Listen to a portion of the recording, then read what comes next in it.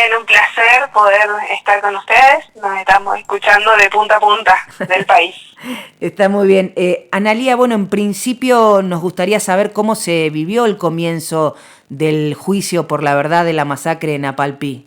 Bien, bueno, como para contarles, la verdad que fue un día muy emocionante, fueron 2 días muy emocionantes, muy movilizados.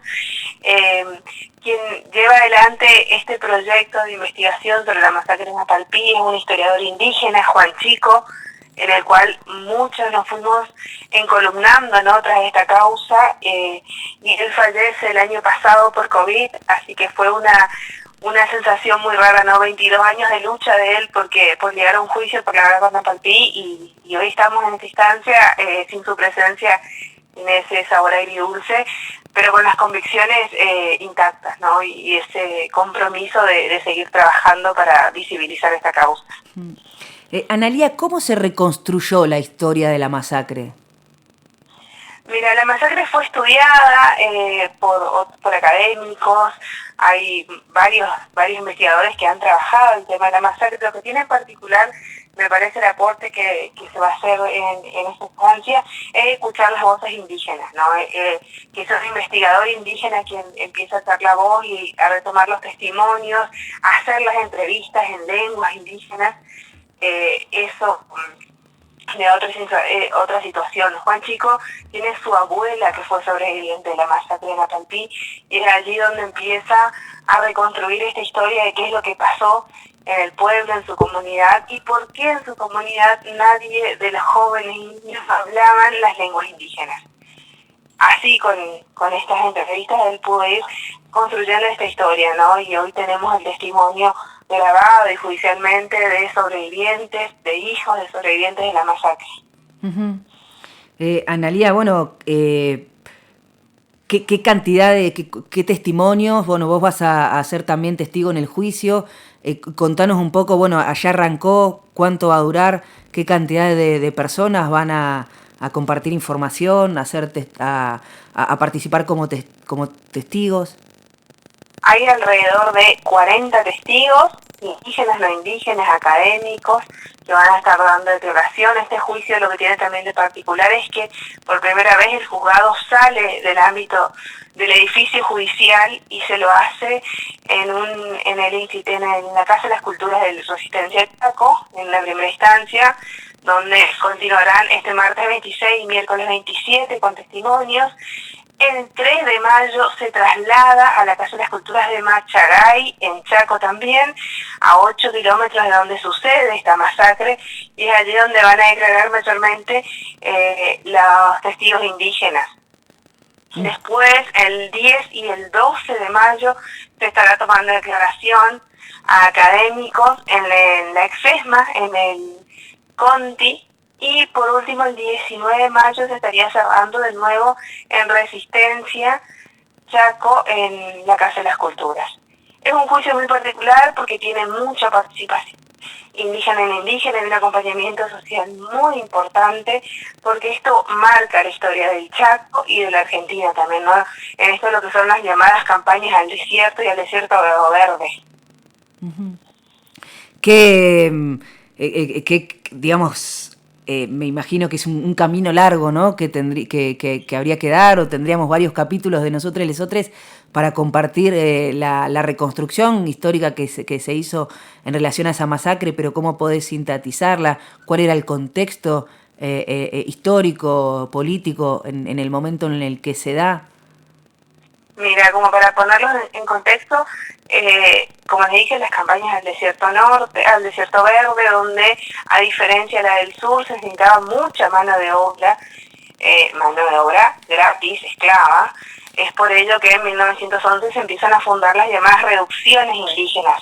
Las reducciones, como mismo dice la palabra, eran un lugar para reducir al indígena, quitarles el territorio y explotarlos laboralmente, ¿no? Entonces en 1911 en Apalpí se conforma esta reducción a cargo de Lynch Arribálzaga, y es toda la época del algodón en el Chaco, el oro blanco como lo conocemos nosotros, ¿no?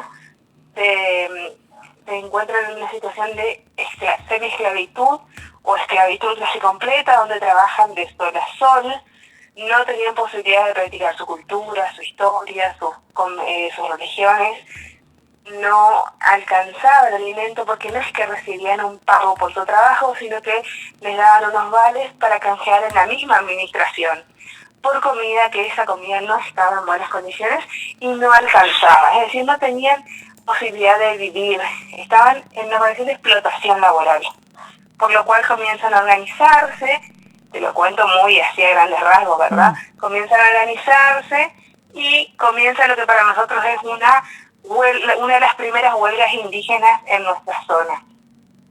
Tuvieron conversaciones con la administración de la reducción, con el gobernador del territorio, a cargo del territorio nacional, Fernando Centeno. En teoría llegan a un acuerdo, pero las condiciones no cambian, se refuerza la medida de la huelga y comienza a suceder el 19.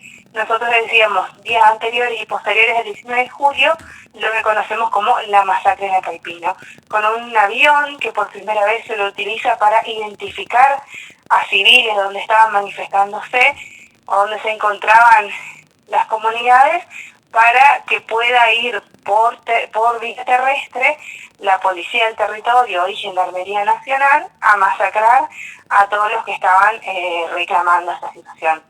Y a su vez exponiendo parte de los cuerpos de los masacrados en diferentes lugares con la intención de poder dejar una marca, ¿no?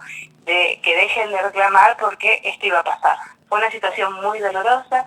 Estamos hablando de 400, 500 mujeres, niños, ancianos, adultos que han sido masacrados por el Estado Nacional a través de sus fuerzas y que han sido enterrados en fosas comunes. Y la reducción siguió trabajando un tiempo más, siguió hasta unos años más, ¿no? Eso es a grandes rasgos la situación. La verdad que es muy triste poder escuchar los testimonios de las abuelas y de las abuelas que nos cuentan que eran niños en ese momento y ver morir a sus familiares, estar escondidos en el monte pasando hambre, sed, más de lo que ya estaban por este miedo a morir, enterrados vivos prácticamente con sus ancestros ahí en el monte, esperando que la situación calme y ellos puedan moverse, ¿no? Porque otra característica es que en la época no se podía transitar sin un permiso. Es por eso que todo era escondido en el monte, de la forma de sobrevivir y con un silencio de muerte, ¿no? Juan Carlos Martínez, uno de los dirigentes de Mocoy, nos contaba cómo su abuela le contaba que incluso niños terminaban, algunos niños han fallecido en esta instancia de taparle la boca a los padres del silencio porque no podía sentirse ningún ruido más que el cantar de los pájaros, porque si había ruido venía de nuevo la policía del territorio a terminar con los que estaban. Estamos escuchando a Analía Noriega, ella es integrante de la Fundación Napalpí, va a ser testigo en el juicio por la verdad de la masacre de Napalpí. Analía, ¿qué significado, qué importancia tiene el juicio que comenzó el último martes? Para nosotros en particular y para las comunidades, el juicio tiene esto de poder dar esta verdad histórica, ¿no? Es una masacre que fue cometida por el Estado Nacional, que fue negada por los medios de comunicación, negada por las partes del Estado. Se hablaba de que solamente era una pelea de indios. Fue negada hasta que en el año 2008, después de varias investigaciones y de las voces de los indígenas que empiezan a surgir, como en el caso de Juan Chico, el gobernador del Chaco, Jorge Capitanich, realiza un pedido de perdón y el reconocimiento oficial de la masacre. Por primera vez en el 2008, entonces podemos hablar que oficialmente se reconoce como una masacre.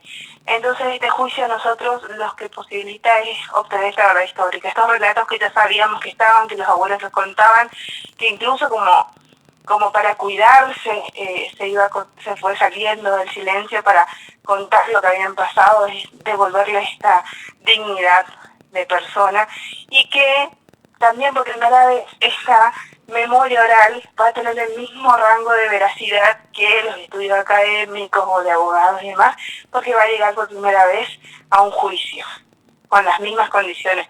Eso nos parece muy importante porque es retomar la dignidad y la veracidad de la historia de los pueblos y de la memoria oral sobre todo. Analía, decíamos recién, bueno, que vas a formar parte como testigo en el juicio. No sé si nos podés comentar cuál va a ser el foco de tu testimonio. Mi testimonio va a tener que ver con el acompañamiento que yo hago en la fundación al trabajo de Juan Chico. Juan estaba trabajando en identificar más sobrevivientes, las familias que estaban dentro de la reducción, para tratar de llegar a tener datos concretos de personas que estaban, para poder identificarlas de alguna manera, ¿no? También el trabajo de visibilización que venimos haciendo a través de unas muestras fotográficas que obtuvo Mariana Giordano en el Museo Berlín, donde muestran imágenes de los indígenas que estaban reducidos ahí en Napalpí, donde muestran la foto del avión que salió ese día, 19 de julio. Nosotros las recorremos por diferentes lugares con la intención de visibilizar esta historia. Mi testimonio va a estar en esa línea, ¿no? En el trabajo de visibilización que venimos haciendo de la masacre en diferentes lugares de la provincia y del país. Analía, te agradecemos muchísimo por tu tiempo y por sumarte hoy al aire de Nosotres Lesotres de acá de Bariloche. Tal vez y ojalá volvamos a establecer contacto próximamente para actualizar y conocer cómo continúa este juicio histórico allí en Chaco. Desde Bariloche te mandamos un fuerte abrazo. Muchas gracias a ustedes, gracias por este compromiso también de poder incluir a todas las voces, a nosotros, y a seguir manteniendo esta resistencia cultural que estamos haciendo. Un abrazo.